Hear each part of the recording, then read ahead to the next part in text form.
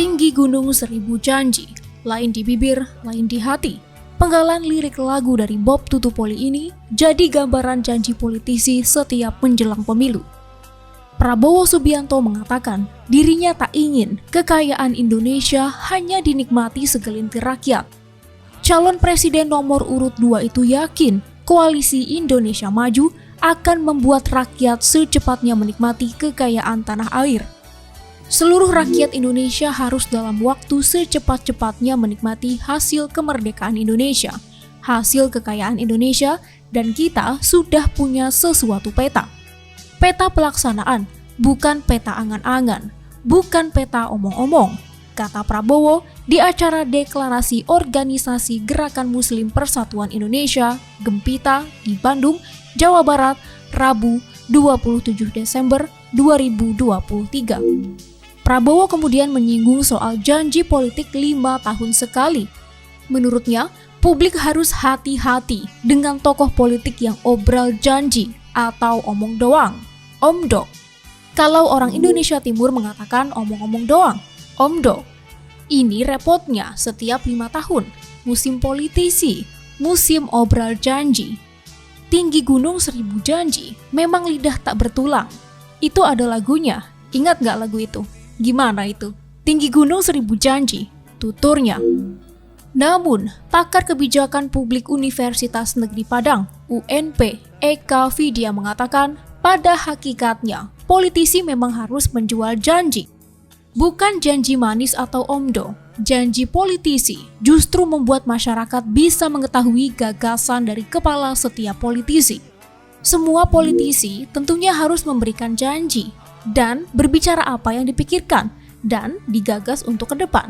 Bahaya juga kalau semua politisi tidak membicarakan gagasan di kepalanya, katanya kepada Forum Keadilan Kamis 28 Desember. Tetapi menurut Eka, perkataan Prabowo ada benarnya. Apa yang disampaikan Prabowo tentu juga berlaku untuk dirinya sendiri dan kandidat capres dan cawapres lainnya. Seperti apa yang dikatakan Prabowo, kata Eka, rakyat harus bisa melihat mana program yang relevan untuk diwujudkan dan mana yang hanya akan menjadi angan-angan.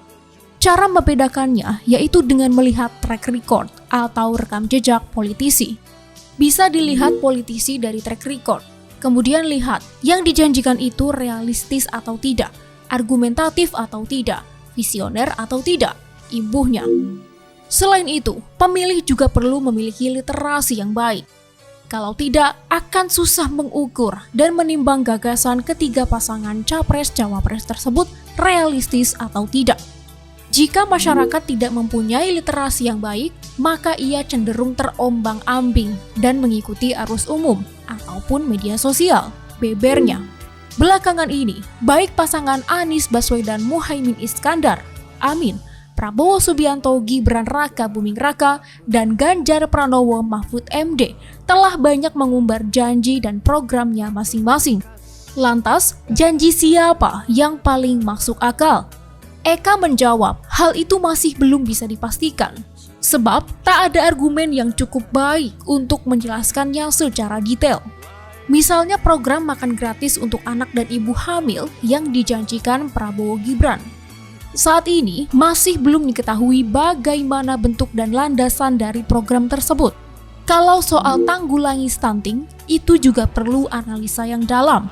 Apakah penyebab stunting itu karena kurang makanan bergizi atau justru karena perilaku konsumtif yang tidak benar? Jelasnya. Lalu mengenai program Ganjar, satu keluarga satu sarjana, Eka melihat sampai hari ini rata-rata masa sekolah masyarakat Indonesia itu masih berada di angka 8,6 tahun atau sama dengan SMP kelas 2. Sementara peningkatannya tiap tahunnya hanya 0,1 tahun. Artinya, untuk 5 tahun ke depan rata-rata masa sekolah Indonesia itu 9,4 atau SMA kelas 1. Melihat data itu, Eka kurang setuju. Ia lebih menginginkan pemerintah mengurangi pengangguran di Indonesia. Sebab menurutnya, persoalan bukan ada pada kelulusan sekolah. Jika satu keluarga satu sarjana, itu untuk meningkatkan kualitas keluarga. Coba dilihat, sampai saat ini berapa banyak sarjana yang menganggur dan mencari kerja. Bisa saja pertumbuhan ekonomi kita itu tidak membutuhkan sarjana, tetapi para vokasi, paparnya. Pengamat kebijakan publik dari Universitas Trisakti, Trubus Rahardiansyah juga sependapat. Menurutnya, program yang diusung oleh Ganjar itu sulit diaplikasikan. Kalau satu keluarga satu sarjana itu kan membutuhkan waktu yang lama, sementara presiden menjabat hanya 5 tahun. Jadi, yang disampaikan oleh Ganjar itu lebih kepada jangka panjang. Itu tidak mungkin dan sulit, ungkapnya. Begitu juga pasangan Amin yang menjanjikan anggaran dana desa 5 miliar rupiah. Menurut Trubus, program tersebut juga sulit dilaksanakan. Kemudian terkait program makan gratis yang disebut Prabowo Gibran, kata Trubus, hal itu sudah pernah dilakukan di tahun 1970 silam. Tetapi, bantuan berupa makanan dan susu tersebut bersumber dari luar.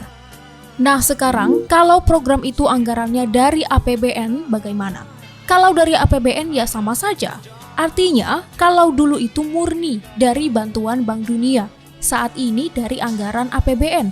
Pasti nanti larinya ke penjualan sumber daya alam yang dieksploitasi atau justru akan dibebankan pada kenaikan pajak, singgungnya. Meskipun program makan gratis juga tidak realistis, tapi menurut Trubus lebih mungkin dibandingkan dengan program satu sarjana untuk satu keluarga atau dana desa 5 miliar rupiah.